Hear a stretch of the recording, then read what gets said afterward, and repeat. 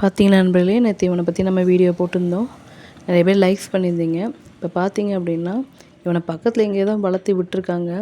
இவன் கண்ணை பார்க்கும்போதே தெரிஞ்சிருச்சு இவன் ரொம்ப பசியில் இருக்கான் அப்படின்ட்டு, அந்த சோறு பத்தாதுன்ட்டு. ஸோ ஆனால் மறுபடியும் நான் வந்து இவனுக்கு வச்சேன். பாருங்கள் எப்படி இருக்கான்னு, நோஞ்சாங்குட்டி மாதிரி. ஆனால் கொஞ்சம் திருப்தியாக தான் சாப்பிட்டு போனான் பார்த்துக்கோங்க. அவன் இந்த பசியில் எவ்வளோ வேகமாக சாப்பிட்றான்னு பாருங்கள். அவனுக்கு அந்த சாப்பாடே வந்து அவ்வளோ இதாக இருக்குது. நான் ஏன்னா சிக்கன் தண்ணி கம்மியாக தான் ஊற்றியிருந்தேன். அதையே அவன் வந்து விரும்பி சாப்பிட்டுட்டு இருந்தான். எனக்கு தெரிஞ்சு என்னென்னா, நாய் ஒன்று வளர்க்காதீங்க. அப்படி வளர்த்திங்கன்னா இப்படி விடாதீங்க.